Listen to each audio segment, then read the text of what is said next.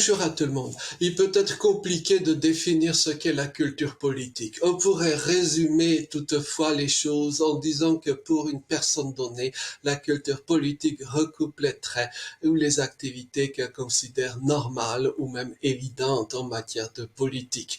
Il en va bien entendu de même de la présidentielle française. Pour la grande majorité des habitants de la France, le système politique électoral français est non seulement parfaitement naturel, mais même le seul légitimement possible. Alors certes, il y a des points communs entre les pays occidentaux, par exemple le fait qu'il y ait des élections de temps à autre, mais ne nous y trompons pas, tout le reste diverge parfois radicalement. Alors, des Français, même membres de l'élite dite éclairée politico-économique, sont parfois choqués, stupéfaits d'apprendre que dans d'autres pays européens, les ministres ou membres du gouvernement ne soient pas librement interchangeables, licenciables par le chef, ne soient pas les marionnettes du chef du gouvernement. Ces personnes sont parfois stupéfaites d'apprendre que l'on vote au sein des gouvernements et que dans des pays européens autres que la France, le chef du gouvernement peut être mis en minorité suite à un vote au sein de son propre cabinet, alors que bien entendu en France, l'opinion des ministres n'a aucune importance, c'est le chef qui décide de façon absolue. Dernièrement, le premier ministre luxembourgeois a pu déclarer qu'ils étaient dans son équipe, lui-même compris, tous interchangeables, chose absolument inimaginable en France. Ceci étant, la plus grave particularité, en tout cas celle qui a le plus d'implications, est d'avoir transformé la vie politique française en un casting de télé-réalité qui se tient tous les 5 ou 10 ans.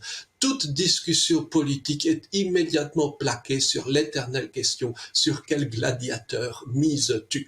En un sens, avoir fait évoluer la politique vers le casting de télé-réalité était fameusement en avance sur son temps, de plusieurs décennies même.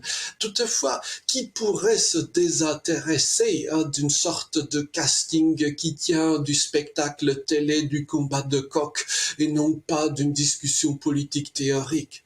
Peu à peu, divers arrangements ont été mis en œuvre pour pérenniser ou stabiliser ce système, après tout relativement insolite. Par exemple, et cette information n'est pas un secret, l'attribution ou non de l'autorisation de concourir, les fameux parrainages, est attribuée de façon relativement transparente par l'équipe au pouvoir elle-même, via des interlocuteurs semi-officiels comme Bayrou, pour citer la figure qui a tenu ce rôle en 2022 via la fameuse Banque de la démocratie. Par ailleurs, on peut aussi voir combien au cours des derniers jours précédant le premier tour, ordre a été donné à tous les invités du soir de diffuser dans les médias l'idée que les résultats seraient extrêmement tendus, plus incertains que jamais, et que la France serait sur le point de basculer. Alors, bien entendu, cela s'est avéré faux sur le plan factuel dimanche dernier, parce que les résultats, au contraire, étaient désespérément prévisibles. Mais il fallait peut-être bien donner l'illusion aux gens que leur voix compte et stratégique, qu'il se passe des choses palpitantes et que cette fois, ce sera différent.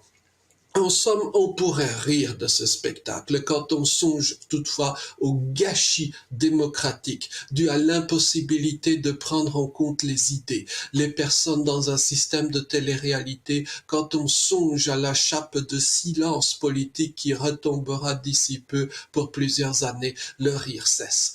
Comme les coulisses de la télé-réalité, les celles du travestissement de la politique ne sont guère plaisantes à voir, et elles ne se substituent certainement pas à la vie politique réelle.